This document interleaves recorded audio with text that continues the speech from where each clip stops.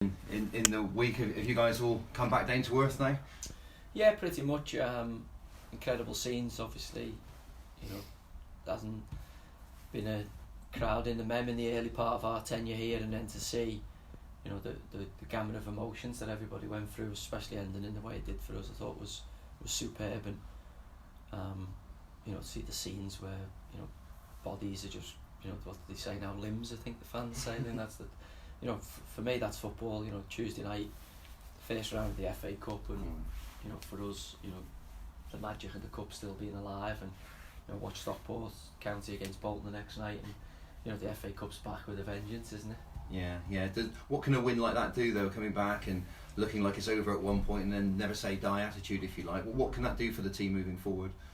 I think you can only add confidence. I mean, we were disappointed in terms of conceding two relatively quick goals back to back at the start of the extra time period, and kind of caught a little bit cold there after taking a really good League One side all the way for 180 minutes. And I think after Tuesday night, probably just shading it. I thought we were, in the 90 minutes, I thought we were more in control, slightly the better of the two sides. So disappointed then to find ourselves 3-1 down, but again, the character of the players, and their ability to just never give up and never let the cup tie get away from us, and again we had to be really thankful of good defending and good goalkeeping, because we were tested even at 3-1. They had an opportunity to put the tie beyond us, and credit to the lads, the lads coming off the bench and the lads who were on the pitch, that as I said, they just never give up. And we got that next goal. Sean scored a great header, and the rest is history. It's a nice little moment, and there's multiple times during the season when we've been struggling that we've asked the lads, what type of story are we going to write here? What's this story going to be? What's this chapter in the club's history? Is it going to be a continuation of the kind of doom and gloom and the poor old Bristol Rovers that have kind of gone before? Or are we going to put a marker post down and help the club, turn a corner and turn around this, poor spell in its recent history? Yeah, you mentioned the bench. I know you were pleased with the impact that they had. Have they therefore played their way into your thinking to come into the starting lineup for the weekend, or do you want to keep them in that sort of role really, and use them more as impact players?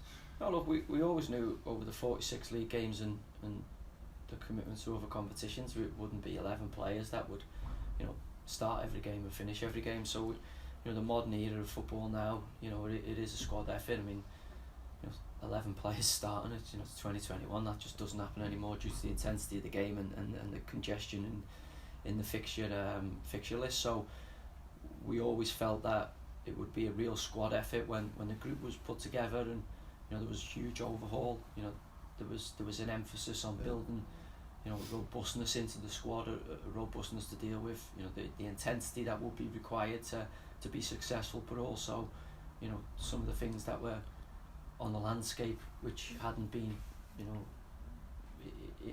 in previous years, which was a COVID bout, or which could go through a club, and you have to be mindful of that now, and I think you have to build your squad with that in mind, certainly until the kind of dust has settled on that, because as we've seen, one player can pick it up and it can isolate 4 or 5 other players and really decimate your squad if you're not careful and you don't follow the correct protocols. No, and it's Tranmere next up. Game would have been tonight initially, wasn't it? But the extra day, I guess you'll say that's come in helpful in terms of preparation and recovery time.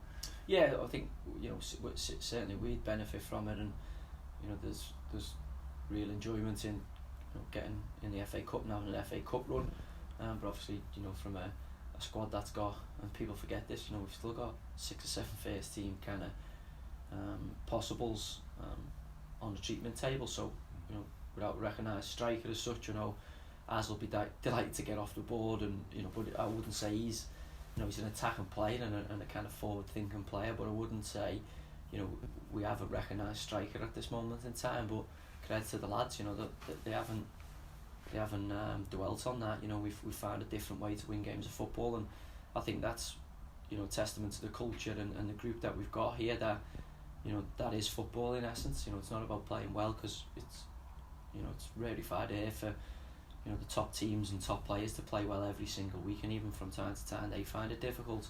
And for us, it was about being resilient. It was about being hard to beat, and we found that bit of form on the road. We really had to dig out some results and some tricky situations. And I think back to Walsall, and I think back to Bradford away from home, and the adversity at Colchester, and all those moments start to sharpen your group. And I'm a strong believer in the football kind of takes care of things, and that iron sharpens iron, and whatever doesn't kill you makes you stronger. And we certainly rode out some choppy waters here, but again we stand here today with 3 wins on the spin in the competitions that we've selected our strongest group.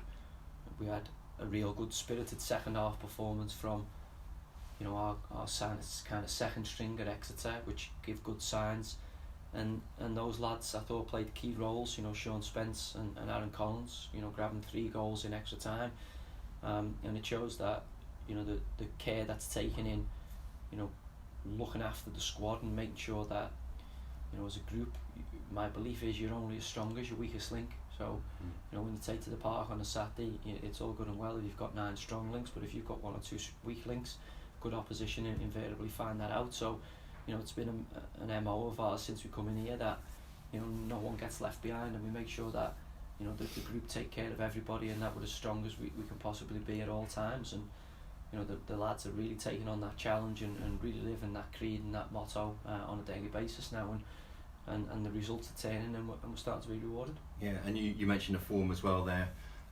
It shows you how quick things can turn around, doesn't it? And it looks much better for you. And do you notice the difference around the club as well, with the heads up and so on like that? Yeah, it's been here for a while, and we've spoken about it for a while. And as I say, for me, the real tipping point moment was Sean's winner at Walsall. For sure, because I think at that moment, we knew we could win away from home, which had been a while. We came back from being behind, haven't played well, and I think for the players to realise just what it meant to the fans as well. There was chaotic scenes in that Walsall game, and I think the passion of our fans really shone through to the players. And since that moment, it hasn't quite been a linear climb. There's been some tough moments as well in that, with a defeat at kind of Newport at home, but I think the real green shoots of recovery and real signs that something was afoot and there was change happened in that game. And I think the lads have gone from strength to strength in that regard, and we've got a lot of hard work in front of us. We've won 2 league games and managed to progress in the cup, but again we go into a block of games now, Saturday, Tuesday, Saturday against Tranmere, who are a good, strong, solid side under Mickey Mellon, and then we've got tough away game of Forest Green and Salford after that. So priority obviously is the home game and continuing that good run and that good form, and we've just got to be protecting against it not being kind of after the Lord Mayor's show and Tuesday night's heroics. Yeah, just finally from me, what do you expect from Tranmere tomorrow? What sort of a game are you expecting? A tough one. Mickey's sides, every time played against them, the one thing that they never lack is commitment. They've got some wily old campaigners in there with Peter Clark, who played for us at Fleetwood, and a great professional and a really, really good player, and we'll have to take care of him in the set piece department. Jay Spearing obviously knows the kind of competition and the 46 game format as well as anybody, having spent time at some big clubs, and obviously the likes of your Callum McManamans, who have played in the Premier League and so on before. So they're going to be a huge test for us. They'll want to stop our momentum, and certainly they'll have a plan, I think, to spoil us and make it difficult for us. And if we want to continue this upward trajectory and this positive feel, we've got to turn up and pay the rent at 3 o'clock in our stadium on Saturday.